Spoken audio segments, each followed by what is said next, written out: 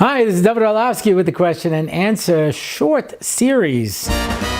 So Anonymous says, you often mentioned, specifically in your Why Be Jewish year, that at some point kids will ask, Rabbi, why do I have to learn this?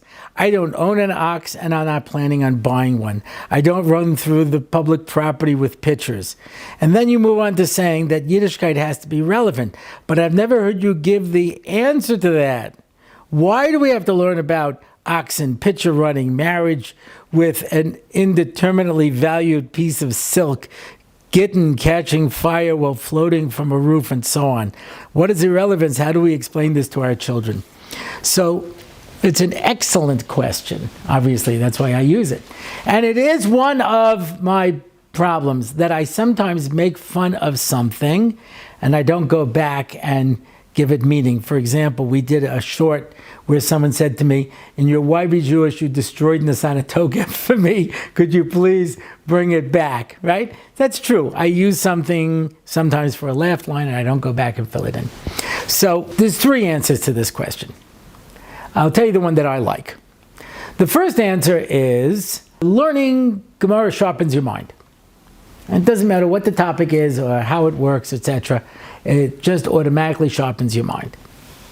Okay, that's true, but I don't think that's a good enough answer because so does doing crossword puzzles. I know that because in the New York Times crossword puzzles it says approved by the AARP. So apparently doing crossword puzzles will help to keep your mind sharp. So I don't like that particular answer. The other answer is, that I've heard, is that, well, you never know which sugya is going to have bearing on practical halacha.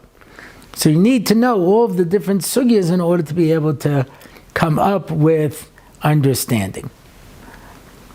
The answer that kids give me when I say that is, well, I tell you the truth, I'm not planning on becoming a Pesach.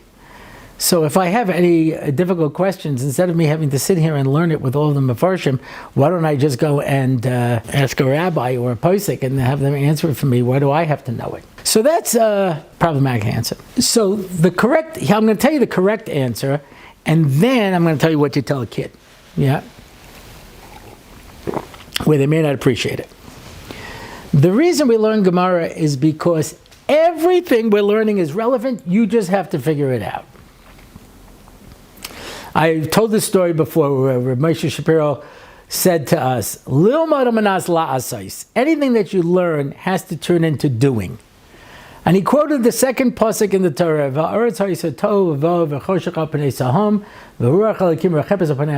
he looked at us and said, what is the la'asais of that? What am I supposed to do based on that pasuk? And he gave the answer that the Chazal say, Lo l'tohu bra alma, the world was not created to be nothing. So therefore, it means that everything you're learning is there to teach me something. So you, eventually, the more that you learn, they're all the building blocks that are going to tie together in a way that's going to explain something to you. So when Ramesh explained where the Gemara in Baba Kama, which seems somewhat esoteric, explained that there are three different types of avos in a shore. There's Shane, Regel, and Keren. He explained how those three are three ways that we destroy in this world, and they represent three different types of Averis, and they represent Adam, Chava, and the Nachash, and they're the root of all evil in this world. And you think you're just learning a little sugya in Baba Kama about what happens whether an animal eats something or tramples something or gores somebody. There's all this deeper meaning to it. So that's the correct answer. If there's a kid, then as much as possible, we should struggle to make what we're learning meaningful to them, right? So even though I don't have a ox, right? You say I'm walking down the street with an ox, I can very often substitute a car. Yeah. Sometimes I can substitute somebody walking a dog. Even though I don't run through the street with pictures, you could understand somebody coming back, they just brought themselves a computer and somebody bangs into them, someone's got a 2x4 and swings it around and smashes my computer, they could understand that. So yeah, as much as possible, we should try to make it relevant and meaningful situations they can relate to.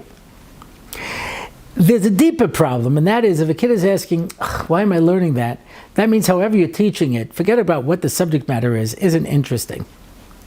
Kids don't mind sitting there, spending their time on a brain teaser if it's interesting. It doesn't have to be something that's relevant to their lives if the actual learning becomes interesting. And that's part of the challenge is when you learn with a kid, you have to make sure that the learning is interesting. Till next time, this is Dovid Orlofsky.